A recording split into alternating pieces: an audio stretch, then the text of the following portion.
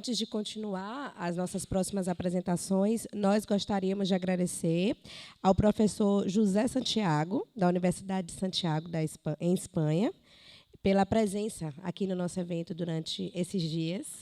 Muito obrigada.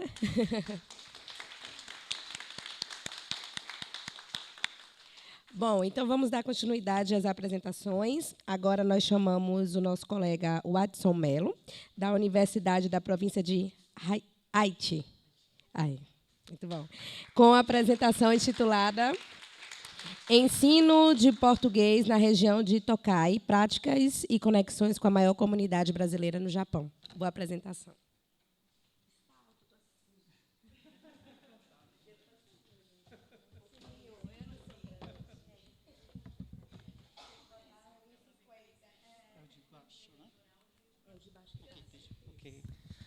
Olá, pessoal, bom dia. Meu nome é Watson, eu sou leitor lá na Universidade da Província de Aichi, no Japão. Esse é meu terceiro ano como leitor lá, primeira vez no Conecta. Queria falar um pouco do contexto, né, que o ensino de português está inserido lá na minha universidade e um pouquinho como está sendo a minha experiência lá. Ok, essa é a Universidade da Província de Aichi, né? Como eu falei, esse é meu terceiro ano, iniciei em 2022 lá. Mas, na verdade, eu já morava no Japão antes disso, desde 2016, fazendo um trabalho junto à Secretaria de Educação na província de Saitama, que fica no norte de Tóquio, que eu dava assistência a crianças brasileiras que eram matriculadas em escolas japonesas, né? E é justamente sobre a comunidade brasileira, né, no Japão, que eu quero falar um pouquinho mais, que influencia no contexto do ensino na universidade, né? Falando um pouquinho da localização da universidade, a universidade fica na região central do Japão, denominada região de Tokai, na cidade de Nagakute, que fica na região metropolitana de Nagoya, né, que fica entre as duas maiores metrópoles do Japão, entre Tóquio e Osaka, bem no centro mesmo. É a universidade pública provincial, né, que seria o nosso equivalente às estaduais do Brasil. E a universidade tem 5 departamentos de graduação e 4 de pós. Eu não estou ligado especificamente a nenhum desses departamentos. Estou ligado ao Centro de Estudos Liberais da universidade, que é um centro que acumula disciplinas optativas que são oferecidas para alunos de todos os departamentos, né? Então, eu dou aula de português, tanto para o curso de português, mas também para alunos de outros idiomas, mas também como pedagogia, enfermagem, informática também. São disciplinas oferecidas para todos os alunos, como eu falei, né? Além do curso de português, no Departamento de Línguas Estrangeiras, a gente tem o espanhol também.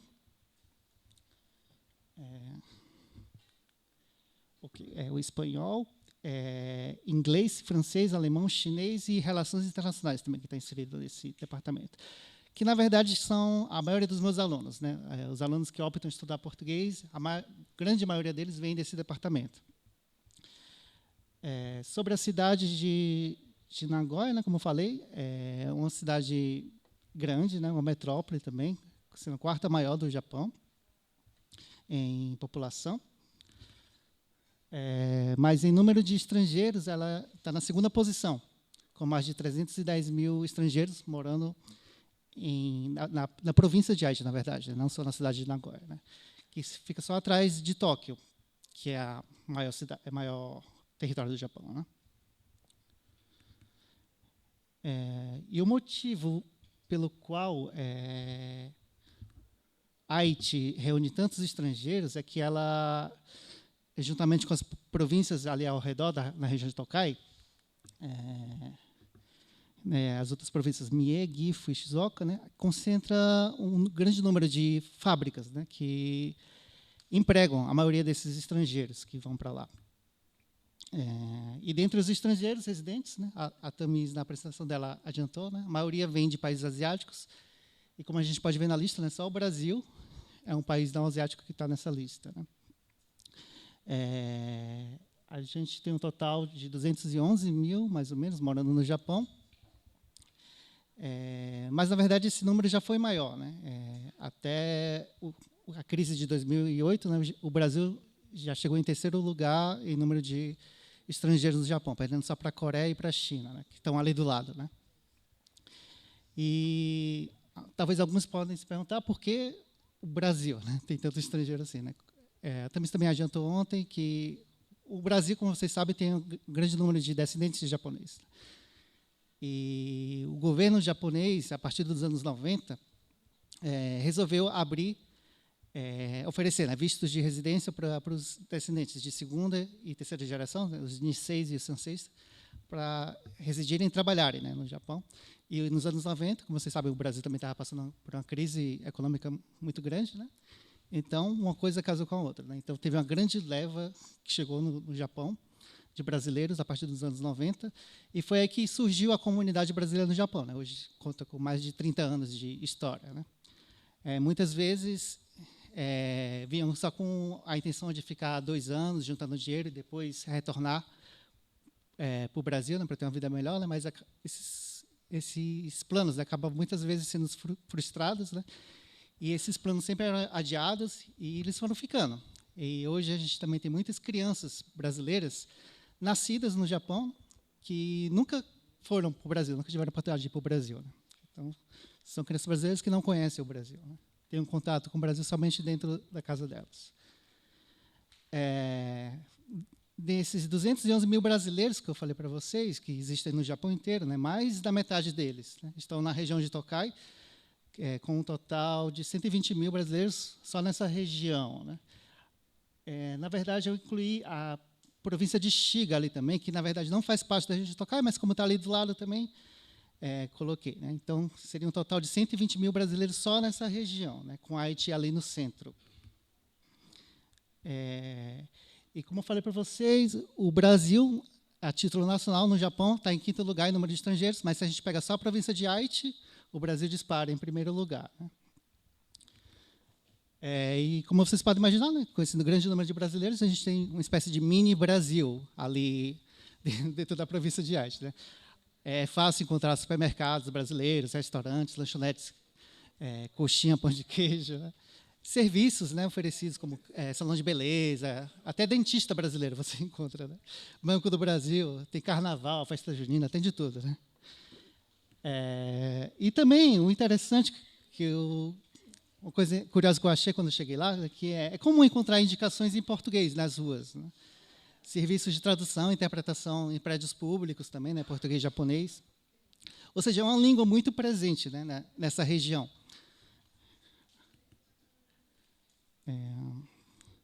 E também a gente tem muitas escolas para brasileiros, homologadas inclusive pelo MEC, né, que educam principalmente essa nova geração de brasileiros que nasceram, né, agora, desses últimos 30 anos. Né. E lá na província de Haiti a gente tem 9 dessas escolas, né, e bastante ali na região de Tokai, né, nas outras províncias também, como vocês podem ver. Né. E, dessa forma, né, os estudantes da Universidade da província de Haiti, né, que estudam português, são principalmente motivados pelas perspectivas de emprego na região, né, tanto em órgãos públicos, como trabalhar nas prefeituras municipais, etc. E empresas privadas também, né, da região, que veem o português como uma necessidade, né, uma habilidade super bem-vinda. Né. Mas também a gente também encontra alguns estudantes que criaram interesse pelo Brasil através desse contato com a comunidade brasileira. Né. Muitos dos alunos que chegam na universidade estudaram no ensino fundamental e médio com outros brasileiros, né, e a curiosidade, né, o interesse partiu a partir desse contato pessoal também. Né. E, como eu falei para vocês também, temos também estudantes brasileiros que vão para a universidade para aprender, para aprimorar o português, como língua de herança também. Então, é um contexto bem diverso, né, de estudantes. Falando um pouquinho do histórico, né, de ensino de português lá na universidade, o ensino de português lá começou a ser ofertado em 2008, né, através do Centro de Estudos Liberais, como eu falei para vocês, como disciplina optativa para alunos de todos os departamentos. E, em 2021, foi criado um curso de mestrado em tradução e interpretação comunitárias, né?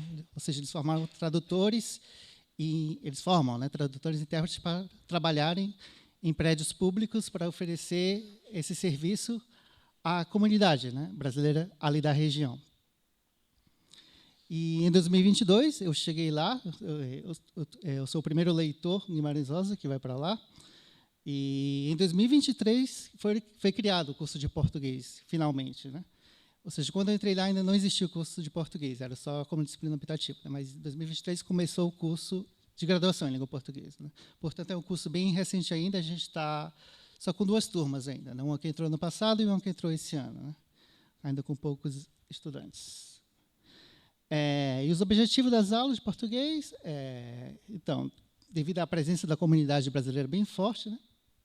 A gente procura desenvolver, principalmente, a competência comunicativa intercultural, mas, principalmente, ampliar o conhecimento, através dessas aulas de português, né, sobre a história dessa comunidade brasileira, né, que está ali presente na vida dos alunos, né, desde muito cedo. Né, e também sobre a situação desses brasileiros na região, né, além de promover uma maior integração com essa comunidade também.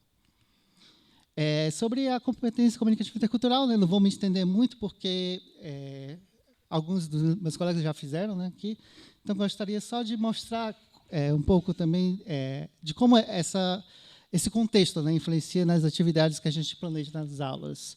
Eu trouxe só algumas atividades, vou passar bem rápido, né, que acho que o tempo está acabando. Né. Eu trouxe um exemplo de uma atividade que eu fiz para alunos que começaram, e são iniciantes, né, que começaram português do zero, japoneses, estudantes de outras línguas estrangeiras. Eu trouxe esse formulário, que é um formulário bem comum para solicitar serviços na prefeitura, né, que uma forma também de eles conseguirem habilidades para ajudar os estudantes que passavam, os brasileiros que convivem lá com eles na mesma comunidade, né? Vou passar um pouquinho, que está acabando. Esse que foi outro. Queria falar desse aqui mais especificamente. Esse aqui eu fiz para o curso de português. É uma aula de compreensão escrita que trata sobre textos específicos com o tema de comunidade brasileira no Japão, né? Então, eu trouxe esse texto aqui, denominado A Dura Vida dos Brasileiros no Japão, né, que trata das dificuldades enfrentadas pelos imigrantes brasileiros no Japão. E antes da leitura, eu fiz uma reflexão, né, com essas questões para estimular, né, eles a refletirem um pouco sobre o tema antes da leitura. Né, e depois da leitura, a gente fez a interpretação do texto. Né, então, acho que é isso. Né. Dessa forma, né, no planejamento das aulas, há muitas vezes essa preocupação, né, de imaginar situações como essas, né, que os alunos podem utilizar o português, estando ainda na região de Tokai, estando ainda no Japão, né? E não só pensando no contexto estrangeiro, para quando eles viajarem para algum país de língua portuguesa, né? Mas ali, né? Na vida deles no Japão, né? Também, passando, acho que é o último slide, né? A gente já fez algumas atividades culturais também na universidade, palestras de alguns escritores brasileiros, né? O escritor nippon brasileiro Oscar Nakazato e o Itamar Vieira Júnior, que foram lançar os livros deles, a tradução dos livros deles em japonês. Palestras, né, visita ao consulado e também ao centro comunitário lá de brasileiros da região de Aichi. Né? E é isso. Muito obrigado. Arigatou gozaimasu.